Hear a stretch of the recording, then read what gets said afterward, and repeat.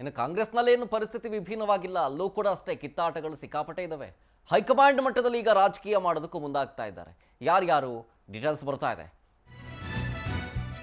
ಕಾಂಗ್ರೆಸ್ನಲ್ಲಿ ಕಿತ್ತಾಟ, ಹೈಕಮಾಂಡ್ ಮಟ್ಟದಲ್ಲಿ ರಾಜಕೀಯ.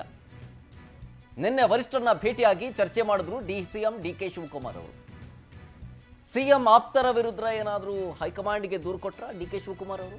ಹೀಗನ್ನೋ ಪ್ರಶ್ನೆ ಉದ್ಭವಿಸ್ತಾ ಇದೆ. ಜೊತೆಗೆ ವೇಣುಗೋಪಾಲ್ ಸುರ್ಜೇವಾಲಾ ಅವರ ಮುಂದಿಟ್ಟ ಬೇಡಿಕೆಗಳು ಏನೇನಿರಬಹುದು ಅನ್ನೋದ್ರ ಬಗ್ಗೆಯೂ ಕೂಡ ಕುತೂಹಲ ಮೂಡ್ತಾ ಇದೆ. ಪ್ರಮುಖವಾಗಿ ಸಚಿವ KN ರಾಜಣ್ಣ ಅವರ ವಿರುದ್ಧವೇ ಮಾತ್ರ ದೂರು ಕೊಟ್ರ ಅಥವಾ ಬೇರೆಯವ್ರ ವಿರುದ್ಧವೂ ಕೊಟ್ರ ದೂರು ಅಂತ, ಅಥವಾ ಹೇಳಿಕೆ ನೀಡುತ್ತಿದ್ದ ಎಲ್ಲರ ಮೇಲೂ ಕೂಡ ದೂರು ಕೊಟ್ರ ಗೊತ್ತಿಲ್ಲ. ಡಿಕೆ ಶಿವಕುಮಾರ್ ದೂರನ್ನ ಗಂಭೀರವಾಗಿ ಹೈಕಮಾಂಡ್ ಏನಾದರೂ ಪರಿಗಣಿಸುತ್ತಾ? ಇದನ್ನ ದಲಿತ ಸಚಿವರ ವಿರುದ್ಧ ಗಂಭೀರ ಶಿಸ್ತು ಕ್ರಮವನ್ನು ಜರುಗಿಸುತ್ತಾ? ಅವರು ಕೂಡ ಕಂಪ್ಲೇಂಟ್ ಹೇಳಿದ್ದಾರೆ ಡಿಕೆ ಶಿವಕುಮಾರ್ ಅವರ ವಿರುದ್ಧ. ಅದಕ್ಕೆ ಪ್ರತ್ಯುತ್ತರ ರೀತಿಯಲ್ಲಿ ಗಂಭೀರ ಶಿಸ್ತು ಕ್ರಮವನ್ನು ಏನಾದರೂ 2025 ಮಹಾಶಿವರಾತ್ರಿಗೆ ಸ್ವಾಗತ. ಈ ರಾತ್ರಿಯನ್ನ ಧ್ಯಾನದಲ್ಲಿ ತನ್ಮಯರಾಗುವ ಅನುಭವವಾಗಿಸಲಿದ್ದೀವಿ. ಸಂಗೀತ, ನೃತ್ಯ, ಧ್ಯಾನ ಮತ್ತು ಉತ್ಸವಗಳಿಂದ ಕೂಡಿದ ರಾತ್ರಿ. ಇದು ನನ್ನ ಹಾರೈಕೆ ಮತ್ತು ಆಶೀರ್ವಾದ. ಇದು ಕೇವಲ ಜಾಗರಣೆಯ ರಾತ್ರಿಯಾಗದೆ ನಿಜ ಜಾಗೃತಿಯ ರಾತ್ರಿಯಾಗಬೇಕು. ಎಲ್ಲಕ್ಕಿಂತ ಹೆಚ್ಚಾಗಿ ಈ ಮಹಾಶಿವರಾತ್ರಿ ಎಂದು ಶಿವನ ಸಂಘದಲ್ಲಿದೆ. ದಲಿತ ಸಚಿವರ ವಿರುದ್ಧ ಕೇಳಿ ಬಂದಿರೋ ಆರೋಪಗಳು ಅಥವಾ ಕಂಪ್ಲೇಂಟ್ಸ್ ಮೇಲೆ ಶಿಸ್ತು ಕ್ರಮ ಏನಾದರೂ ಜರುಗಿಸಿ ಬಿಟ್ರೆ ಮತ್ತೆ ಡಿಕೆ ಶಿವಕುಮಾರ್ ಅವರ ಕೈ ಮೇಲಾಗುತ್ತೆ. ಇದು ಮತ್ತೊಂದು ಕಡೆ.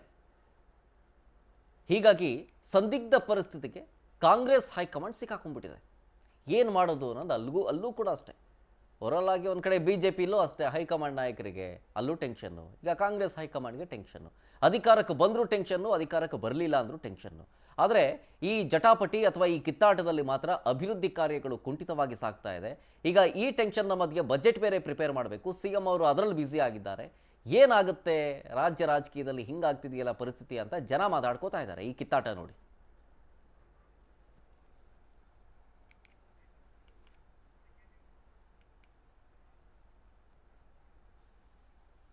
ಇದೆಲ್ಲವೂ ಕಿತ್ತಾಟ ರಾಜ್ಯದ ಮಟ್ಟದಲ್ಲೇ ಇತ್ತು.